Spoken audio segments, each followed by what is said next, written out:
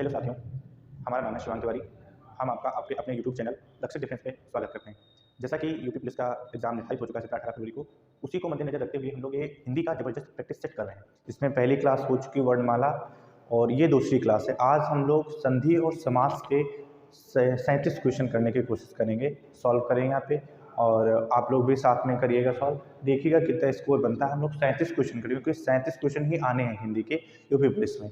ठीक है, तो हम लोग यहाँ पे 37 क्वेश्चन करेंगे, वो भी 37 क्वेश्चन संधि और समास से दोनों के होंगे। ठीक है, मिक्सचर क्वेश्चन संधि और समास के दोनों के होंगे। हम लोग 37 क्वेश्चन यहाँ पे टोटली करेंगे। ठीक है,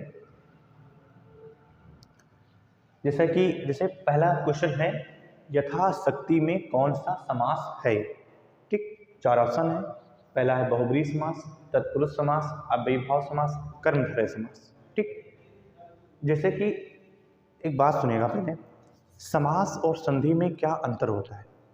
छोटा सा अंतर होता है। समास जो होता है शब्दों का जोड़ होता है, और संधि जो होती है वो दो ध्वनियों या दो वर्णों का जोड़ होती है। जैसे कि दो निकटतम ध्वनियों के मेल से उत्पन्न विकार को हम संधि कहते हैं। इसी तरह से दो शब्द मिलकर के समास बनाते हैं।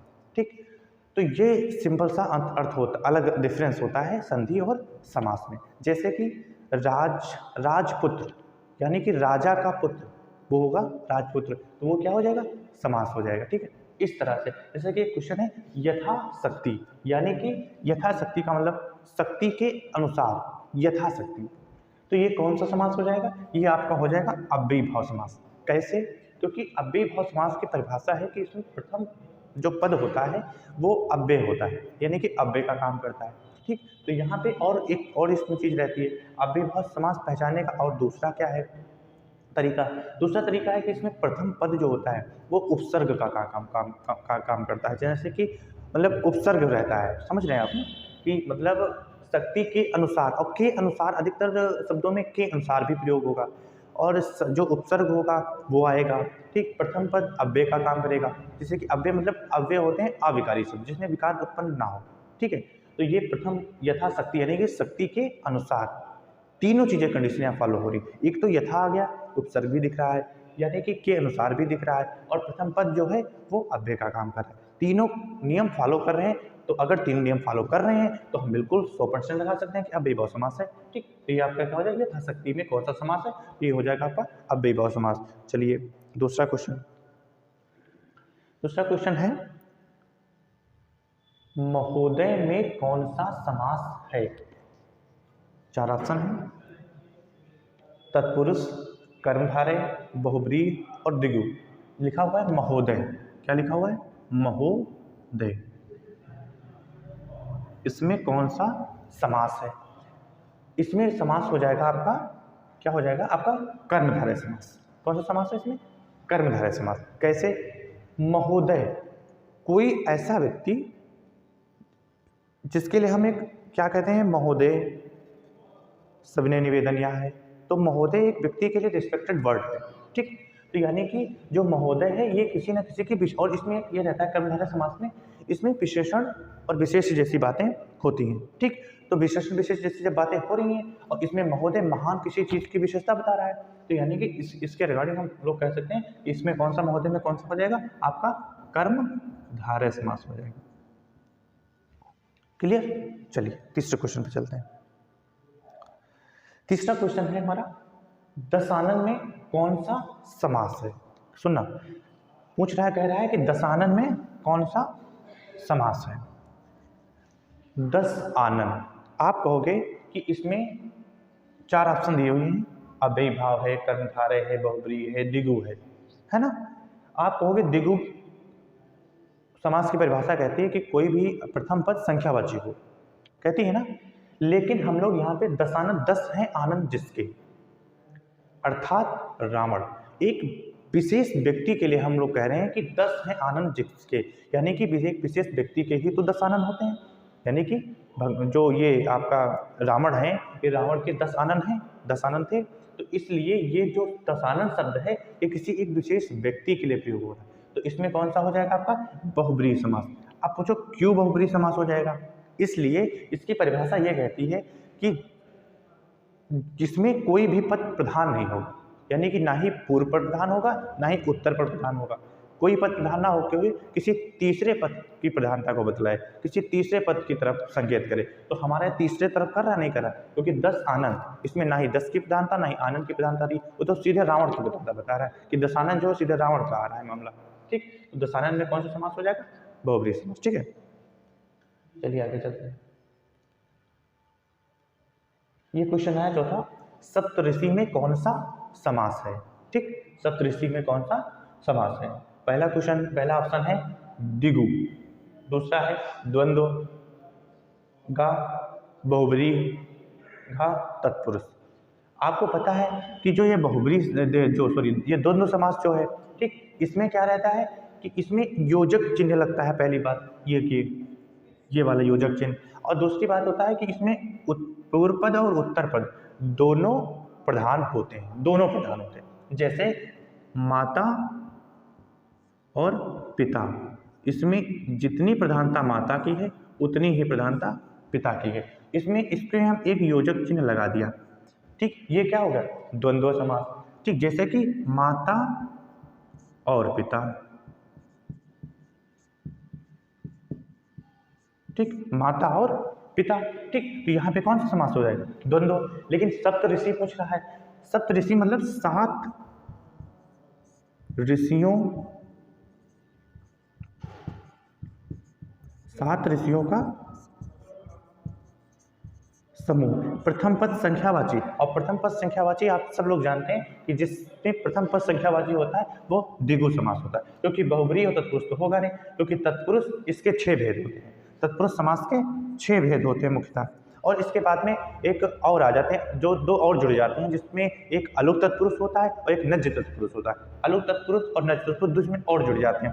नज्य तत्पुरुष में नकारात्मकता की बात होती है। ठीक है, तो इसके 6 भेद मुख्यतः होते हैं। जैसे इसमें जितने भी आप कारक पढ़ते हैं, कारक विभक्तियां पढ़ी है, तो उन जितने भी कारक हैं उसमें कुछ कारक को छोड़ के, संबोधन वगैरह को छोड़ के जितने भी बचते हैं वो सब इसमें आ जाते हैं। लेकिन उसमें कारक का यूज होता है, इसमें कारक का लोप हो जाता है, यानी कि विभक्ति का उसमें प्रयोग हो रहा है, इसमें उस विभक्ति का लोप हो जा रहा है, वो विभक्ति हट जाएगी, तो वो सब तत्पुरुष समास में आ जाएंगे। बहुब्रीहि समास अभी बताया। ठीक है, चलिए अगला क्वेश्चन चलते हैं।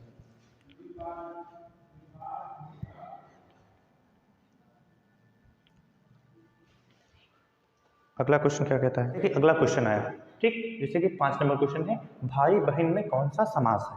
ठीक, यहाँ पे बहन की जगह पे थोड़ा ये बहन कर लेना, ऐसा सही रहेगा। ठीक, भाई बहन में कौन सा समास है? तो 4 ऑप्शन दिए हुए, एक चीज लग रही होगी, इन चारों ऑप्शन से आप कुछ कुछ परिचित जरूर होंगे। कैसे?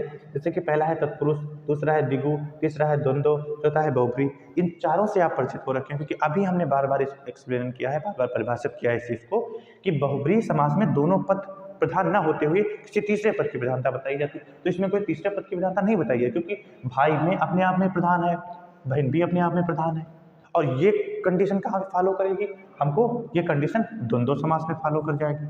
तो आपका राइट आंसर क्या हो जाएगा? द्वंद्व समास। क्यों? क्योंकि इसमें दोनों पद प्रधान होते हैं, और जहाँ पे दोनों पद प्रधान होते हैं और योजक चिन्ह आते हैं, हमको सब नियम मिल रहे हैं। यहाँ पे योजक चिन्ह भी आ रहा है, दोनों पद प्रधान भी दिख रहे हैं, तो हम क्यों ना तुरंत लगा देते हैं कौन सा? द्वंद्व समास, यानी कि ऑप्शन नंबर सी आपका बिल्कुल सही हो जाएगा। क्लियर हो रहा है ना? ठीक, चलिए आगे चलते हैं, अगला क्वेश्चन देख लेते हैं। अगला क्वेश्चन,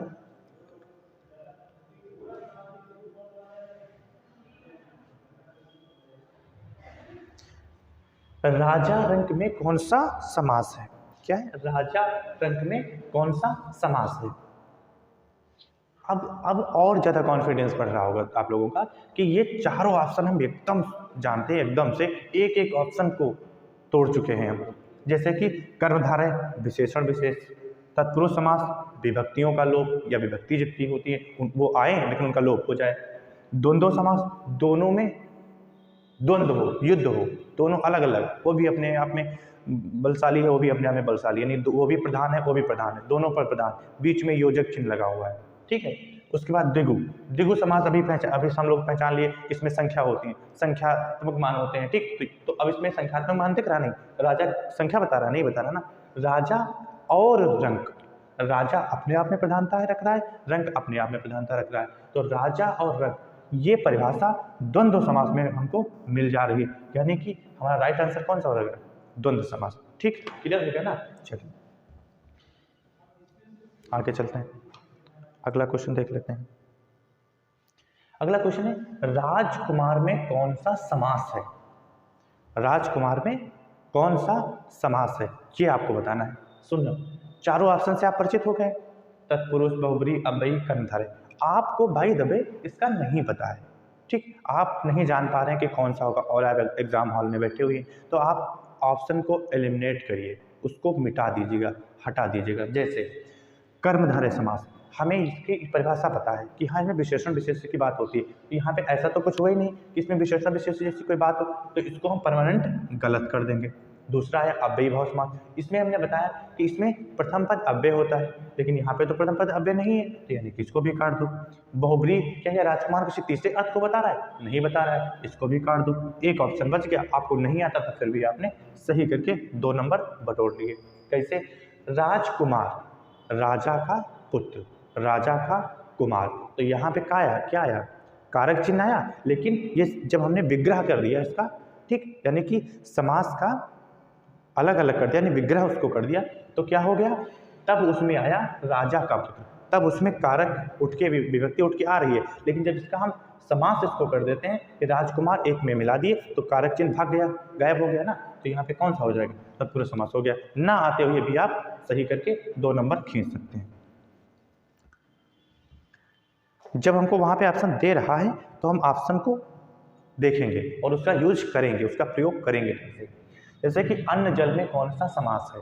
अब एक चीज ध्यान रखना, यही चारों ऑप्शन दिख रहे हैं तुमको और अधिकतर इसी तरह से ऑप्शन वहाँ पे होते हैं, आपको तुरंत पहचान लेना है कि यहाँ खट से दिमाग लगाना है। अन्न और जल योजक चिन्ह है, हम कुछ नहीं देखते, हम सीधा द्वंद्व समास लगाते हैं। क्यों? क्योंकि इसमें योजक चिन्ह आ गया। क्लियर? आगे चलते हैं। यहाँ देखना, पदच्युत, पदच्युत में कौन सा समास है? बताओ इसमें कौन सा समास है? बताओ। पदच्युत, आप देखो ऑप्शन देखो, क्या कहीं अव्ययी भाव की बात हो रही? बिल्कुल नहीं हो रही। क्या कर्मधारय की बात हो रही? बिल्कुल नहीं हो रही। क्या बहुब्रीहि की बात हो रही? बिल्कुल नहीं हो रही। क्या तत्पुरुष की बात हो रही? हाँ बिल्कुल हो रही। कैसे? पदच्युत, पद से च्युत यानी पद से हटा हुआ, पद से अलग, अलगाव का बोध हो रहा है। अपादान, अपादान तत्पुरुष आ रहा है, इसमें कौन सा तत्पुरुष का भेद हो जाएगा? अपादान तत्पुरुष, ठीक, यानी कि ये अलग हो रहा है, तो तत्पुरुष का कौन सा भेद? अपादान तत्पुरुष, पद से हटा हुआ, पदच्युत।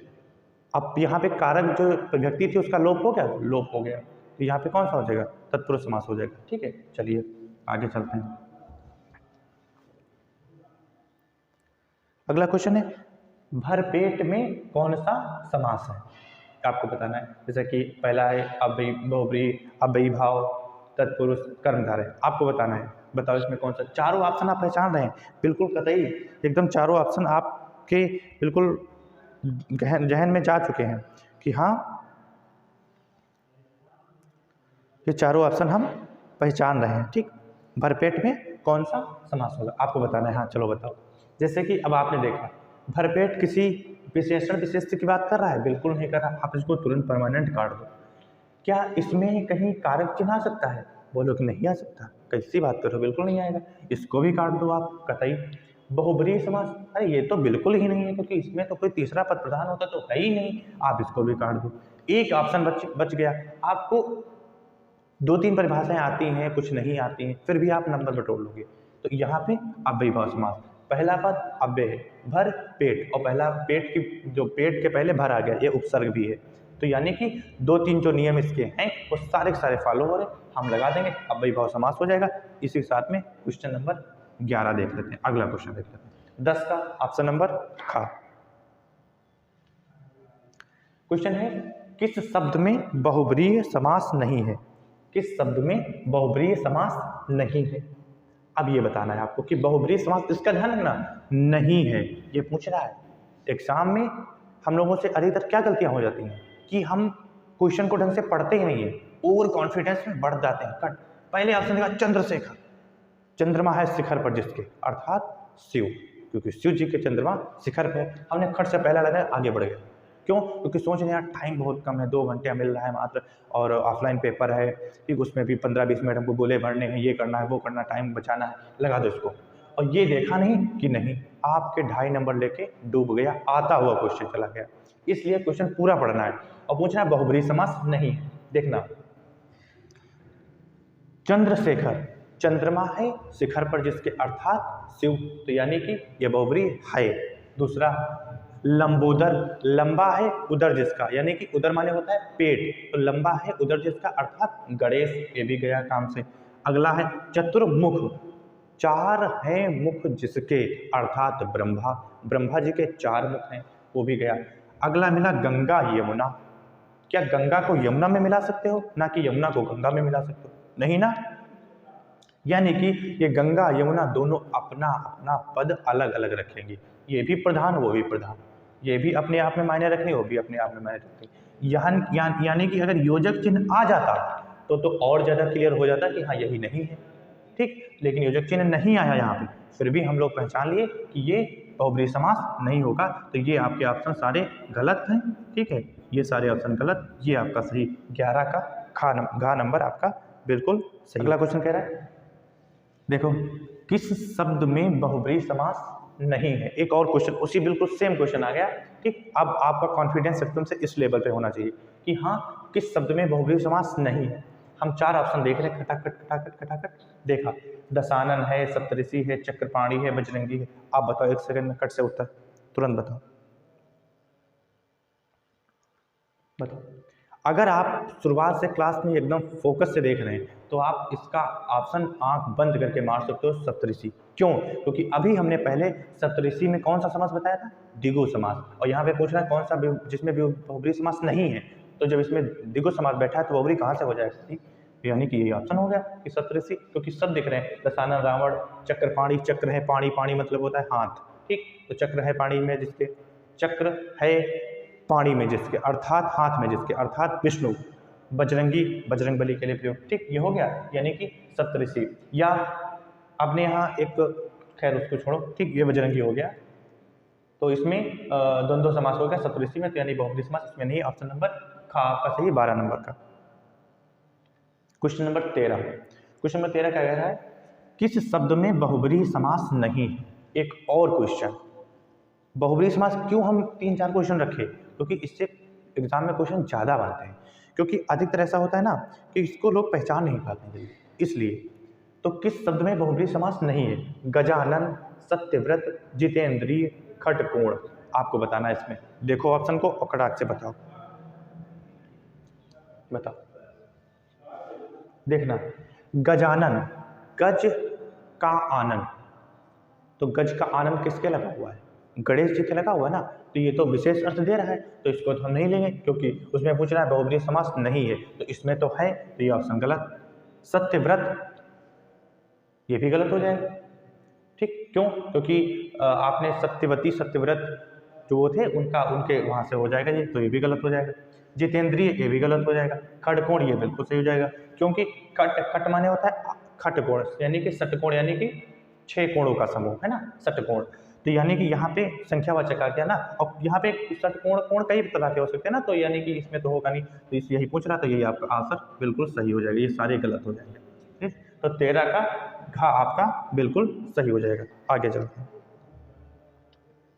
किस शब्द में तत्पुरुष समास नहीं है, किस शब्द में तत्पुरुष समास नहीं है, ये क्वेश्चन आपको कट से बता देना है। बताओ, किस शब्द में तत्पुरुष समास नहीं। फिर ये ऑप्शन देखते ही आपके अंदर एकदम ये आ जाए कि कॉन्फिडेंस कि यार ये क्वेश्चन ये तो तुरंत होने वाला क्वेश्चन। क्यों? क्योंकि अभी आपने बताया योजक चिन्ह हमको दिख जाए वो हो जाता है कौन सा, द्वंद्व समास, और हमको योजक चिन्ह दिखा, हमने तुरंत मारा, आंसर आगे बढ़ गए, हमको ऑप्शन से बाकी का मतलब ही नहीं। लेकिन समझना चाहो तो समझ लो, मतांध, मत में अंधा व्यक्ति, मद माने होता है अहंकार, अहंकार में जो व्यक्ति अंधा हो जाए उसे मदान बोलते हैं। जेब खर्च, जेब खर्च मतलब जेब के लिए खर्च, यानी कि जैसे कि आप कहीं जा रहे हैं बाहर, कहें कि मैं घूमने जा रहा हूँ, 100 रुपया किराए के, इतने उसके कुछ 150 जेब खर्च के लिए रख लेते हैं ना, तो वही जेब खर्च। विद्यालय, विद्या का आलय, विद्या का आलय, आलय माने होता है घर, तो विद्या का घर यानी कि विद्या का आलय जो उसे विद्यालय कहते हैं। तो ऑप्शन नंबर यहाँ पे गा आपका बिल्कुल सही है, क्योंकि इसमें पूछ रहा था तत्पुरुष समास नहीं है, बाकी में तत्पुरुष समास है। क्लियर हो गया? तो ये आपका बिल्कुल सही हो जाएगा, 14 का गा। किस शब्द में तत्पुरुष समास नहीं है? आगे से एक और सवाल, क्यों? क्योंकि बहुब्रीहि और तत्पुरुष ज़्यादा इंपॉर्टेंट, बहुब्रीहि इंपॉर्टेंट है, तत्पुरुष भी, क्योंकि इसके कई भेद होते हैं, 6 भेद होते हैं, उसके बाद नज और अलग तत्पुरुष भी लगा हुआ है, तो इतने सारे भेद हो गए। अब इसमें कौन कैसे कहाँ से पूछ ले, तो एग्जामिनर भी तो जान रहा है ना कि ये थोड़ा बड़ी चीज़ है ना, बच्चा पढ़ नहीं रहा, और हम लोग पढ़ के जाएंगे इसको कैसे, क्योंकि तुम चाहे जितना सोचो हम पढ़ के जाएंगे उसको, क्योंकि तुमने सिलेबस में दे रखा है, हम क्यों छोड़ के जाएं, हम उसको पढ़ेंगे क्योंकि हमें तो सिलेक्शन लेना है। ठीक है, जैसे किस शब्द में तत्पुरुष समास नहीं है? पहले लिखा है धर्म भ्रष्ट, क्या बोलोगे इसमें नहीं है? अरे बिल्कुल है, दिख रहा है धर्म भ्रष्ट, धर्म से भ्रष्ट हो गया वो। ठीक, तो यानी कि यहाँ पे तो तत्पुरुष समास है। आराम कुर्सी, शरणागत, हर घड़ी, हर घड़ी मतलब हर घड़ी मतलब क्या होता है बताओ? हर घड़ी मतलब हर समय, हर एक घड़ी, है ना। शरणागत, शरण में आगत, यानी कि वह व्यक्ति जो शरण में आया हो, शरण में आया हुआ व्यक्ति। आराम कुर्सी, ऐसी कुर्सी जो आरामदायक हो। ठीक, आराम कुर्सी। लेकिन यहाँ पे एक शब्द मिला हर घड़ी, यानी कि हर घड़ी, हर समय वो आ रहा है, तो यहाँ पे क्या हो जाएगा? यहाँ पे गड़बड़ हो जाएगा, क्योंकि तत्पुरुष समास पूछ रहा है, यहाँ पे तत्पुरुष समास तो है नहीं, तो यानी कि ऑप्शन नंबर डी हमारा सही हो जाएगा। 15 का घ बिल्कुल सही हो जाएगा। अगला क्वेश्चन चलते हैं, 16 नंबर क्वेश्चन देख लेते हैं। 16 नंबर क्वेश्चन क्या कह रहा है? किस शब्द में तत्पुरुष समास नहीं है? एक अगेन और क्वेश्चन बताओ, किस शब्द में तत्पुरुष समास नहीं है? देखना, भयभीत, भय से भीत, भय से भीत, यानी कि भय से भीत हो गया, भीत माने डरा हो गया, भय से डर गया। ठीक, रसोई घर, रसोई के लिए घर, रसोई के लिए घर। ठीक, रसोई के लिए, यानी कि इसमें भी तत्पुरुष समास हो गया, मिल गया हमको ऑप्शन, बात खत्म होगी। हमको योजक चिन्ह दिखा, हमने मार दिया। घुड़ सवार, है ना, घोड़े पर सवार, वही तो व्यक्ति होगा जो घोड़े पर सवार हो, घुड़सवार तो वही होगा जो घोड़े के ऊपर सवार होगा ना, तो यहाँ पे अधिकरण तत्पुरुष आ जाएगा, तो इसको भी गलत हमने कर दिया। यानी कि किस शब्द में तत्पुरुष समास नहीं है? तो गंगा यमुना में नहीं, क्योंकि इसमें द्वंद्व समास है। आगे बढ़ते हैं,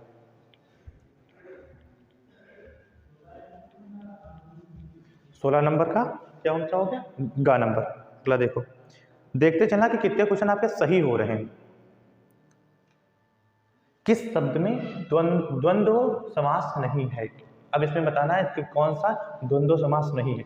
आप लोग इतना आप टैलेंटेड हो चुके हैं कि ऑप्शन को देखते ही काम खत्म कर दे रहे हैं कि खट से सर काट दो, इसको हटाओ, कि पथ से भ्रष्ट, अभी हमने बताया पथ से भ्रष्ट, पथ से अलग हो गया, मतलब पथ से भ्रष्ट हो गया, यानी कि अपने नेचर से अलग हो गया, एक हिसाब से कह सकते हैं। तो पथ से भ्रष्ट यहाँ पे क्या हो जाएगा? तत्पुरुष समास हो जाएगा, यहाँ पे द्वंद्व समास नहीं होगा। अगर नहीं होगा तो हम लगाएंगे, क्योंकि हमको तो सही लगाना है। तो 17 का कौन सा सही? घा। ये नहीं है, फिर भी हमसे नहीं पूछ रहा ना, ये नहीं होगा, बात खत्म, क्लियर?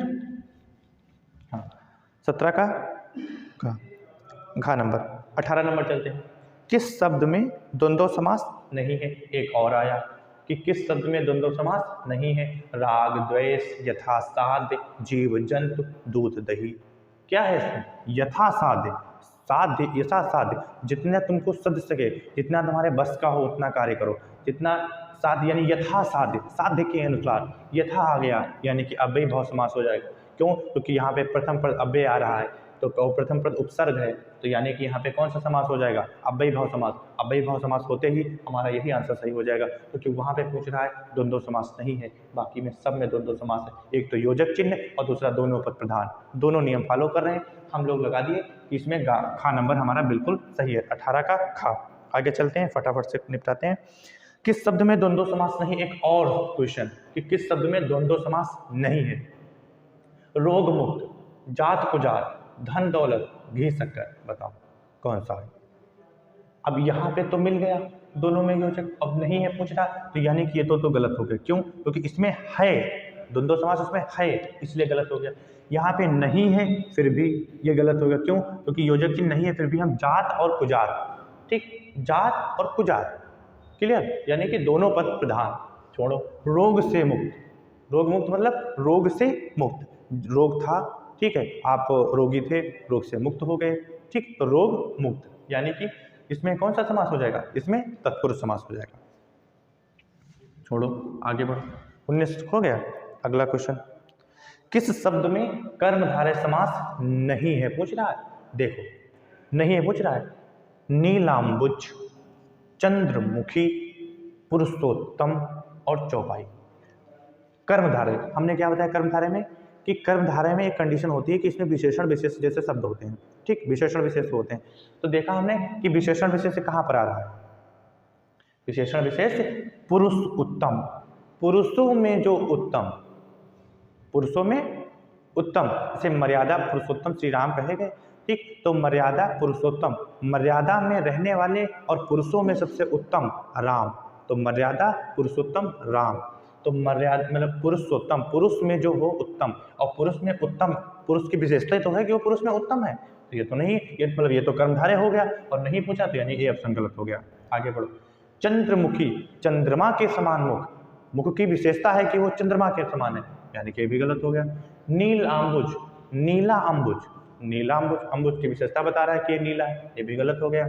एक ऑप्शन बचा चौपाई, चार पायों का समूह चौपाई, द्विगु समास हो जाएगा, क्योंकि संख्या की बात चल रही, बात खत्म, हमारा राइट आंसर मिल गया। आगे क्वेश्चन पे चलते हैं, 20 के बाद क्वेश्चन नंबर 21 देख लेते हैं। हाँ अब सुनना, ये समास हो गए ना, समास समझ में आ गए, समास 6 होते हैं, अभी 6 के 6 आप लोग समझ लिए कि अब जो ये अव्ययी भाव समास हो गया, कर्मधारय हो गया, द्विगु हो गया, द्वंद्व हो गया, तत्पुरुष हो गया, और ये कौन सा बचा बहुब्रीहि समास, ये 6 समास हो गए ना। अब उसमें भी तत्पुरुष के 6 भेद होते हैं, वो हम लोगों ने अलग अलग जान लिए, इसमें भी नज और अलग भी जुड़ जाता है, इस तरह से 8 हो जाते हैं, लेकिन मुख्यतः 6 ही होते हैं। हम लोगों ने समास को अच्छे तरीके से पढ़ लेना, ठीक, इसको 2-3 बार और रिवाइज कर लेना, इस वीडियो को आप लोगों को अच्छे से क्लियर हो जाएगा। अगला टॉपिक जो हमारा है, अगले के जो क्वेश्चन आएंगे वो संधि विच्छेद के आएंगे। अभी हमने संधि और समास में अंतर बताया है। संधि होते हैं जो दो निकटतम ध्वनियों के मेल से उत्पन्न विकार को हम संधि कहते हैं, ठीक, तो यहाँ पे जैसे कि धावक का संधि विच्छेद करना है, ठीक, अब इसमें धावक का संधि विच्छेद करना है, तो ये तो विच्छेद भी पूछ सकता है और ये भी पूछ सकता है कि कौन सी इसमें संधि है, ठीक, तो क्वेश्चन दोनों बन सकते हैं यहाँ से ना, ठीक है। तो हम लोग क्वेश्चन को इसको यहाँ से बनाते हैं, क्वेश्चन नंबर 21, ठीक है। अब देखो धावक का संधि विच्छेद करो, उससे हमको मिलेगा। अब देखो धावक में कौन सी संधि है, पहले ये बताओ कि धावक में संधि कौन सी है, ठीक है। तो धावक में कैसी संधि है, इसका संधि विच्छेद पहले करो।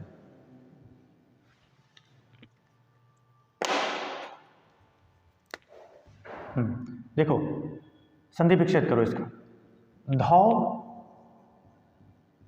धन अक, क्या बन गया धावक, इसमें आए आओ आओ इस तरह के शब्दों का यूज हो रहा है, प्रयोग हो रहा नहीं हो रहा, और इस तरह का प्रयोग हमें पता है, इस तरह का प्रयोग अयादि संधि में होता है, अयादि संधि। अब पूछो ये अयादि संधि है क्या, तो अयादि संधि ये संधि के 3 भेद, स्वर संधि, विसर्ग संधि, स्वर संधि, व्यंजन संधि, विसर्ग संधि। स्वर संधि के 5 भेद, यड़, गुड़, वृद्धि, दीर्घ, अयादि, तो उसी का एक पार्ट है अयादि संधि। अयाद को पहचानने का एकदम मस्त तरीका, अय आव अव आव, इस तरह के शब्द आ जाएं। और सुनो, एक ये हो जाएगा, दूसरा हो गया जब इसका विच्छेद करो तो प्रथम वाला जो पद होगा उसमें दीर्घ मात्रा यानी 2 मात्राएं आ जाएंगी, वो सब सारी संधियां अयादि संधि में जुड़ जाती हैं, ठीक। जैसे धावक का हमने संधि विच्छेद किया, धौ धन, इसमें दोनों नियम फॉलो, एक तो अय आव धावक, आवक आवक अव आव की ध्वनि आ रही है ना, और इसमें ये भी मिल गया, तो दोनों मिल रहे हैं ना, तो धौ धन अक धावक, ये कौन सी संधि हो जाएगी, ये अयादि संधि हो जाएगी। क्लियर, अगला क्वेश्चन चलते हैं, उम्मीद करता हूं क्लियर हो गया होगा, ठीक।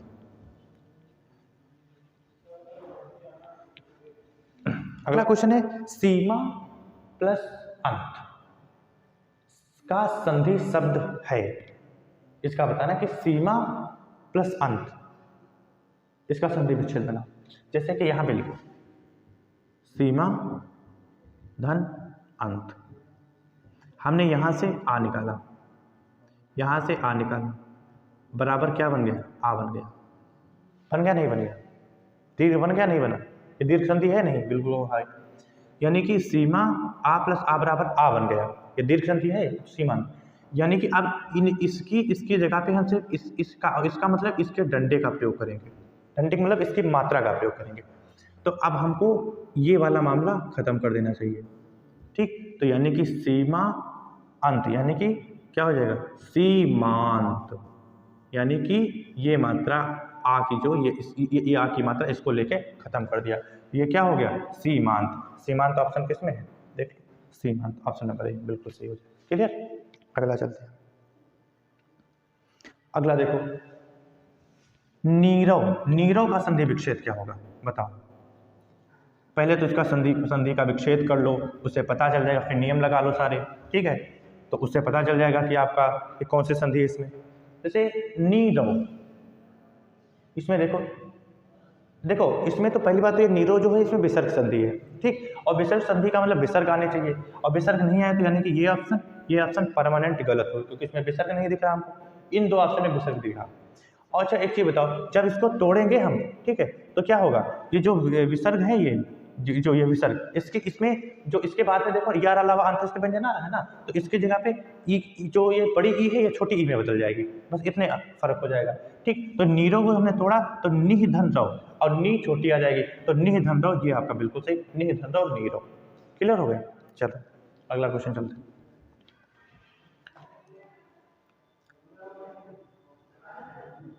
दुःशासन का संधि विच्छेद करें। दुःशासन, ऐसा शासन जो सही ना हो, दुःशासन, ठीक।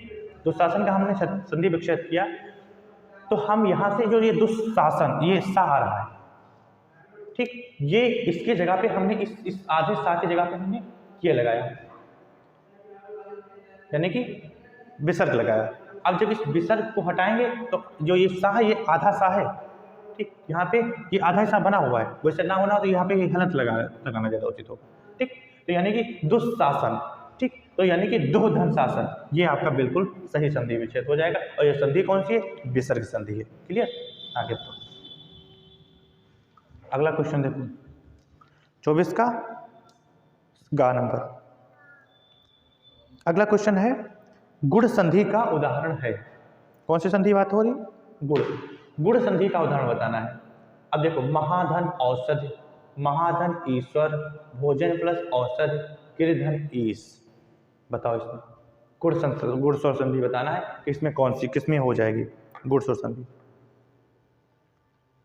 बताओ फटाफट बताओ।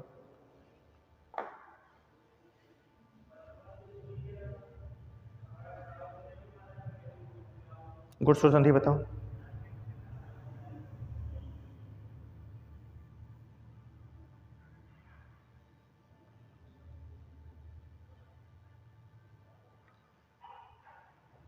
बताओ, सुनना, एक मिनट।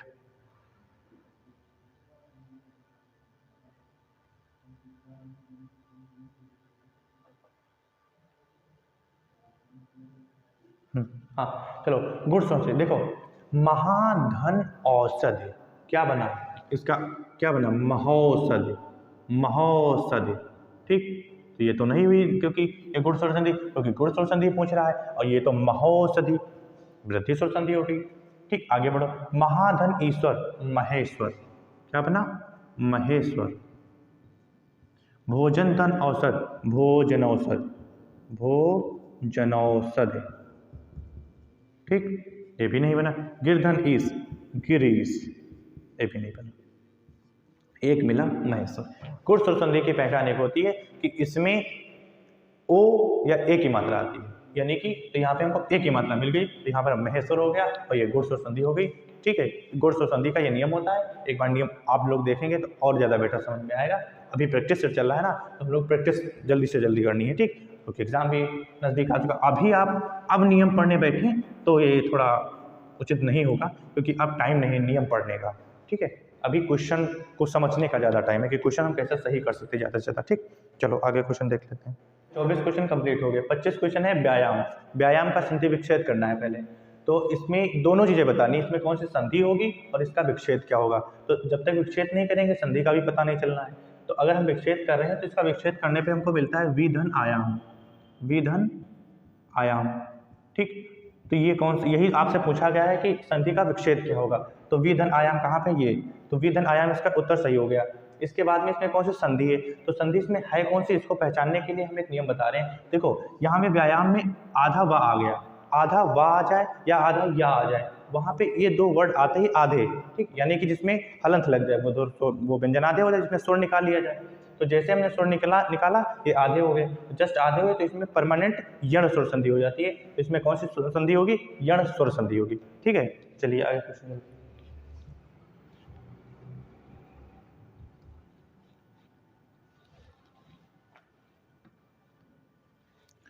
अगला क्वेश्चन है ज्ञानोदय में कौन सी संधि है।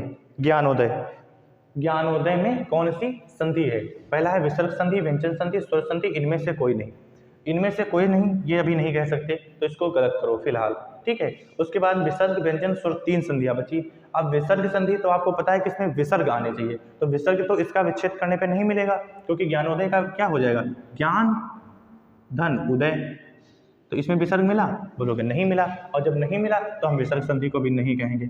अब व्यंजन और स्वर, व्यंजन तो तब होती है जब हम इसका विच्छेद करें और इसका जो लास्ट वाला, इधर का जो लास्ट वाला होता है उसमें हेलंत आ जाए, यानी आधा व्यंजन आ जाए। तो व्यंजन तो नहीं आ रहा है, क्योंकि यहाँ से हम स्वर निकाल सकते हैं ना, यहाँ से आ निकाल लिया, अब ये आधा हो गया, और यहाँ से ऊ निकाल लिया, तो आ और धन ऊ मिला के क्या बन गया, ओ बन गया। और जब ओ बना तो यही देखो ओ बना नहीं बना, क्योंकि अब इसकी जगह पे हम क्या करेंगे, इसको रख देंगे, तो ना जो है इसके जगह पे हम ओ रखेंगे ना, तो यहाँ से बना के देख लो, ज्ञान और इसके जगह पे ओ की मात्रा है, तो ज्ञान और नोदय, ये दय हो गया, क्योंकि यहाँ से वो गायब हो गया, क्योंकि इन दोनों को मिला के हमको ओ मिला। और ये नियम आपको पता है, ये नियम किसमें लगता है, ये गुण स्वर संधि, स्वर संधि का जो एक भेद होता है गुण स्वर संधि, उसमें लगता है। तो ये कैसे संधि होगी, स्वर संधि होगी, ठीक। यहाँ पे ज्ञानोदय में कौन सी संधि होगी, स्वर संधि हो जाएगी, ठीक।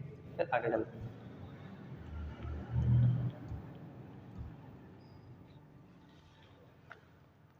अगला क्वेश्चन देख लेते हैं। गणेश में कौन सी संधि होगी, या गणेश में कौन सी संधि होगी ये भी बताना है, और गणेश का संधि विच्छेद करके बताना है। गणेश का मतलब होता है गणों में जो ईश हो, यानी कि गणों के जो देवता हो, तो गणों, गण तो नहीं होगा क्योंकि गण है ही नहीं वहाँ पे, ये तो आपका तद्भव हो जाएगा, तो गण नहीं करेंगे, क्योंकि गणेश दिया हुआ है ना, तो गण नहीं हुआ। गण यहाँ पे है लेकिन यहाँ पे छोटी ई आ गई, तो ये भी नहीं करेंगे हम, क्योंकि इस नहीं होता, ईश्वर होता है ना, तो ईश होता है, तो यहाँ पे एक ऑप्शन मिल रहा है गण धन ईश, तो ये क्या हो जाएगा, गणेश। इसमें कौन सी संधि हो जाएगी, आपको भी गुण स्वर संधि हो जाएगी, ठीक। चलिए आगे चलते हैं। 27 के बाद 28 नंबर क्वेश्चन। अधरोष्ट में का संधि विच्छेद करना है। अधरोष्ट, अधर भी आने चाहिए और रोष्ट भी आने चाहिए। अधरोष्ट का करो, अधर धन ओष्ट, आधा धन रोष्ट। अब यह आधा धन रोष्ट नहीं हो सकता, क्यों, क्योंकि इसमें अधिकतर कंफ्यूजन होता है कि विसर्ग संधि होगी या फिर अधर धन ओष्ट अलग अलग हो जाएंगे, तो इसमें अधरोष्ट, अधर धन ओष्ट, ये दोनों अलग अलग हो जाएंगे, तो आपका ऑप्शन नंबर सी बिल्कुल सही हो जाएगा। आगे चलते हैं।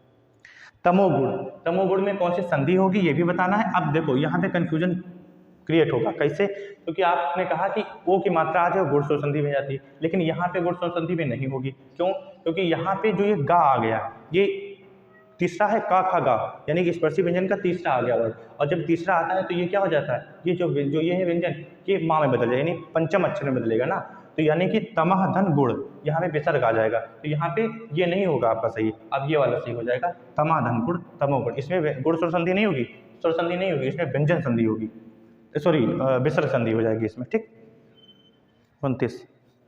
30 नंबर, अनुच्छेद का संधि विच्छेद करना है। अनुच्छेद का संधि विच्छेद करना है, करो। अनुधन छेद, अनुधन छेद, अनहधन छेद, अनहधन उच्च धन छेद, इसमें करो, कौन सा हो जाएगा, अनह धन उच्च धन छेद, अनुच्छेद, ठीक। तो आपका इसमें कौन सा हो जाएगा, इसमें ऑप्शन नंबर घ आपका बिल्कुल सही हो जाएगा, अना धन उच्च धन छेद, इसमें 2 बनेंगे, ठीक है। तो ये संधि कौन सी हो जाएगी, ये विसर्ग संधि हो जाएगी, ठीक, क्लियर। आगे चलते हैं। 31 नंबर, स्वल्प का विच्छेद करना है। स्वल्प का विच्छेद होगा, मतलब कौन सा होगा ये आपको बताना है। जैसे लिखा हुआ है सुधन अल्प, सुधन लब, स्वधन लब, स्वधन लब, ठीक, सवधन लब। तो इसमें आपको इनमें तो उच्चारण ही नहीं शेष पढ़ना है, एक ही ऑप्शन मिल रहा है सुधन अल्प स्वल्प, इसमें कौन सी संधि हो जाएगी, तो यण स्वर संधि हो जाएगी, सुधन अल्प स्वल्प, यण स्वर संधि हो जाएगी। अगला क्वेश्चन है स्वागत। स्वागत का संधि विच्छेद क्या होगा, इसमें कौन सी संधि होगी, दोनों चीजें आपको बतानी। हमने यश संधि का नियम बताया कि आधा वा आ जाए, आधे वर्ड आने लग जाए तो उसमें कौन सी संधि होती, यश संधि होती। जैसे कि सुधन आगत, क्या बनेगा, स्वागत। तो इसमें संधि विच्छेद पूछना तो कौन सा हो जाएगा, सुधन आगत अर्थात स्वागत। ठीक, आगे मात्रानंद। मात्रानंद का संधि विच्छेद करना है, मात्रानंद। ठीक, अब इसमें त्रा हटेगा, त्रा हटेगा क्योंकि इसके त्रा की जगह पे क्या आ जाएगी, ये कौन सी संधि हो जाएगी, गुण स्वर संधि हो जाएगी। अब इसमें मात्रा की जगह पे ता हमको हटाना है, त्रा हटाना, त्रा त्रा की जगह पे हमको री की मात्रा लगानी है, और री की मात्रा देखो एक ही ऑप्शन मिल रहा है, मात्र धन आनंद, मात्रानंद। ठीक, क्लियर, आगे चलते हैं। 33 का घा हो गया।